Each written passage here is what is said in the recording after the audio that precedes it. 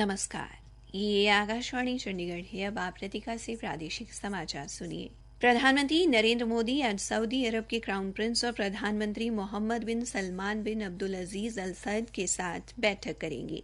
Crown Prince Bharat की 3 दिवसीय राजकीय यात्रा पर है। वे 18वें G20 शिखर सम्मेलन में भाग लेने के लिए शनिवार को नई दिल्ली पहुंचे। राष्ट्रपति द्रौपदी मुर्मू और प्रधानमंत्री नरेंद्र मोदी ने आज सुबह राष्ट्रपति भवन में प्रिंस मोहम्मद बिन सलमान बिन अब्दुल अजीज अल सैद का औपचारिक स्वागत किया। प्रधानमंत्री नरेंद्र मोदी और क्राउन प्रिंस की भेंट के बाद भारत सऊदी रणनीतिक साझेदारी परिषद की पहली बैठक में सहमति से लिए गए निर्णय पर हस्ताक्षर होंगे। सऊदी अरब के क्राउन प्रिंस और प्रधानमंत्री आज शाम राष्ट्रपति भवन में राष्ट्रपति द्रौपदी मुर्मू से मुलाकात करेंगे। G20 के नई दिल्ली घोषणा पत्र में लैंगिक समानता, महिला सशक्तिकरण और महिलाओं के नेतृत्व में विकास को शामिल किया गया है, जो एक ऐतिहासिक उपलब्धि है। G20 नई दिल्ली घोषणा पत्र आर्थिक और सामाजिक सशक्तिकरण बढ़ाने, लैंगिक डिजिटल फासला कम करने, लैंगिक समावेशी जलवायु कार्रवाई को आगे बढ़ाने और महिलाओं की खाद्य सुरक्षा, पोषण और कल्याण को सुरक्षित करने पर केंद्रित है। सबसे महत्वपूर्ण बात यह है कि G20 सदस्य देशों के नेता महिला सशक्तिकरण पर एक कार्य समूह के गठन पर सहमत हुए। G20 महिला मंत्री स्तरीय समूह ने इसके गठन की अनुशंसा की। ब्राजील की G20 अध्यक्षता के अंतर्गत इस कार्य समूह की पहली बैठक आयोजित होगी। विश्व बैंक और वित्त मंत्रालय कॉरपोरेट सामाजिक उत्तरदायित्व के अधिकतम सामाजिक प्रभाव सुनिश्चित करने के लिए मिलकर काम करने पर सहमत हुए हैं। G20 नेताओं के शिखर सम्मेलन में भाग लेने के लिए दिल्ली आए विश्व बैंक के अध्यक्ष अजय बांगा ने वित्त मंत्री निर्मला सीतारमण से मुलाकात की। द्विपक्षीय बैठक के दौरान दोनों नेताओं ने भारत की G20 अध्यक्षता के परिणामों, विश्व बैंक समूह के विकास और विकासात्मक परियोजनाओं के लिए वित्तीय एवं अन्य मुद्दों पर चर्चा की।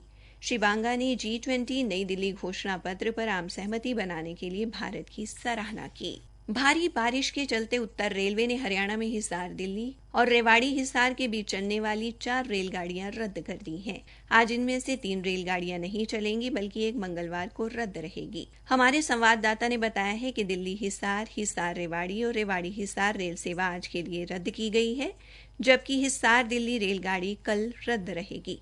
उल्लेखनीय है कि गत 4 दिनों से रेवाड़ी में मौसम में तब्दीली देखी गई है। आकाशवाणी चंडीगढ़ के समाचार सेवा प्रभाग द्वारा अमृतकाल में शुरू की गई प्रश्नोत्तरी प्रतियोगिता का आज का प्रश्न है, हाल ही में किस महाद्वीपीय संघ को G20 में स्थायी तौर पर शामिल किया गया है? अपने उत्तर newsairchd@gmail.com पर तुरंत मेल करें। शनिवार को पूछे गए प्रश्न का उत्तर है, क्रांतिकारी रास बिहारी बोस ने राजस्थान में स्वतंत्रता सेनानी अर्जुन लाल सेठी को सशस्त्र क्रांति की जिम्मेदारी सौंपी थी। कोई भी प्रतिभागी इस प्रश्न का सही उत्तर नहीं दे पाया। आशा कार्यकर्ताओं ने 25 सितंबर को जेल भरो आंदोलन शुरू करने की घोषणा की है। कल रोहतक में आशा वर्कर्स यूनियन हरियाणा के राज्य स्तरीय सम्मेलन में ये घोषणा की गई। सम्मेलन में संगठन की प्रदेशाध्यक्ष सुरेखा और महासचिव सुनीता ने कहा कि वे 15 सितंबर को केंद्रीय राज्य मंत्री राव इंद्रजीत सिंह और 18 सितंबर को केंद्रीय राज्य मंत्री कृष्णपाल गुर्जर के घर के बाहर प्रदर्शन करेंगे। उन्होंने कहा कि उनकी हड़ताल 27 सितंबर तक जारी रहेगी।